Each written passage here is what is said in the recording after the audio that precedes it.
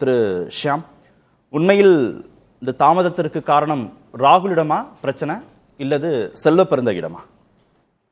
அது காங்கிரஸ் கட்சியோட permanent problem. அதாவது ஒரு கல்யாண வீட்டுக்கு சாப்பிட போறோம்னா நம்ம சொந்த வீட்டு அடுப்பு உலைய உடைச்சிட்டு போக மாட்டோம். காங்கிரஸ் மட்டும் எந்த ஒரு தேர்தல் அரசியல் நீங்க எடுத்தீங்கன்னா அவங்க சொந்த வீட்டு அடுப்பு தான் முதல்ல உடைப்பாங்க. பிஜேபி கூட பொருந்தும், அவங்க பக்கத்து வீட்டு அடுப்பையும் சேர்த்து உடைப்பாங்க. சிக்கல் என்னன்னா, தலைவர்கள் பிரச்சாரத்துக்கு போகும்போது வேட்பாளர் பேரையே சொல்ல முடியாது. இப்ப இன்னைக்கு கூட முதலமைச்சர் துறையூர்ல பிரச்சாரம் பண்றாரு, சகோதரர் ராகுல் காந்தி நிறுத்தும் வேட்பாளருக்கு கை சின்னத்தில் ஓட்டு போடுங்கள், இவ்வளவுதான் சொல்ல முடியுது.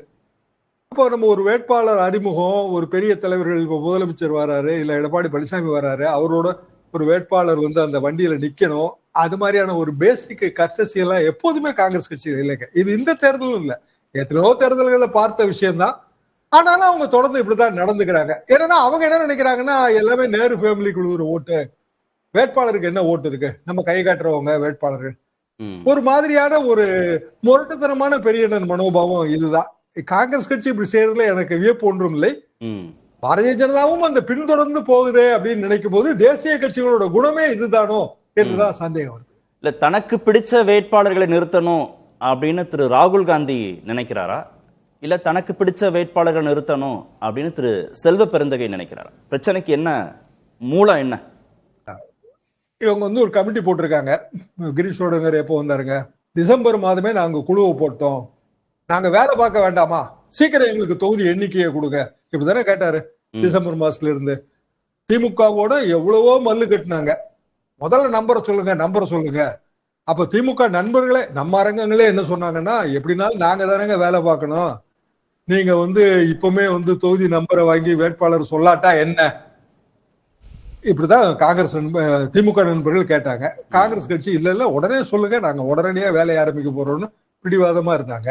எவ்வளவோ இழுபறி. கிரிசோடங்க நீங்க வந்தாரு, கடைசியில 28 தொகுதி திமுகவினருக்கே ரத்த கண்ணீர் அதுல, அதான உண்மை. அப்போ உண்மையிலே தேமுதிக 10 சீட்டு கிடைச்சதே காங்கிரஸ் பண்ண கோளாறுல தான். இப்ப கடைசியில எல்லாமே போட்டாச்சு. இதே கிரிசோடங்கர் இருக்கிறாரு, அவர் பாண்டிச்சேரியிலயும் அவர் வேட்பாளர் தேர்வு, அங்க என்ன நடந்ததுன்னு எல்லாருக்குமே தெரியும். இன்றைய வரைக்கும் நீங்க சொல்ற மாதிரி, ஆரம்பத்தில் சொல்ற மாதிரி 2 நாள் தான் பாக்கி இருக்கு. இன்னைய வரைக்கும் வேட்பாளர் தேர்வு முடிவாகல. கடைசியில என்ன பண்ணுவாங்கன்னா, யாரெல்லாம் கேட்டிருக்கீங்களோ அவ்வளவு பேருமே நீங்க வேட்புமனு தாக்கல் பண்ணிக்கங்க, வாபஸ் வாங்கும் போது பாத்துக்கிடலாம், அப்படிதான் பாண்டிச்சேரியில சொன்னாங்க. ஒரு முறை தமிழ்நாடு தேர்தலே அது சொல்லியிருக்கிறாங்க.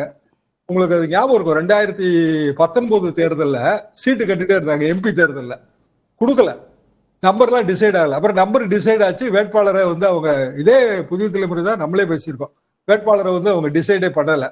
கடைசியில அவங்களுக்கு ஒதுக்கப்பட்ட தொகுதிகள் எல்லாத்துலயுமே அவங்க எல்லாரையும் போட்டி போட சொன்னாங்க. வாபஸ் வாங்கும் போதுதான் நமக்கு யாரு வேட்பாளர்னு தெரிஞ்சது. அதுக்கு பிறகு நம்ம 14 நாள் தான் மிச்சம் இருந்துச்சு. திமுக தயவு இருந்துச்சு, அவங்க அப்படியே ஜெயிச்சு வந்துட்டாங்க, அவ்வளவுதான். இப்பவும் திமுக தயவு இருந்தா ஜெயிச்சு வந்துடலாம். திமுக ரொம்ப வருத்தப்பட்டு இருக்கோம், 28 தொகுதியை கொடுத்துட்டு இப்படி பாடுபடுத்துறாங்க. அது ஒரு உண்மையிலே அது மனதளவுல ரொம்ப பெரிய டார்ச்சரா இருக்குங்க. யாரு வேட்பாளர்னே தெரியாம கட்சிக்காரன் எப்படி வேலை பார்ப்பான்? நீங்க முதலமைச்சர் சொல்லிடுவாரு கை சின்னத்துல ஓட்டு போடுங்கன்னு, உள்ளூர் கட்சிக்காரனுக்கு அவன் போகணும், ஒரு கேம்பெயின் எக்ஸ்பென்சஸ் வாங்கணும், வீடு வீடா போக வேண்டிய கட்டாயம் வரும். அப்ப வேட்பாளரே தெரியாம கட்சிக்காரன் யாரை கூட்டிட்டு போவான்? கூட்டணி கட்சிக்காரன் தான் நான் சொல்றேன்.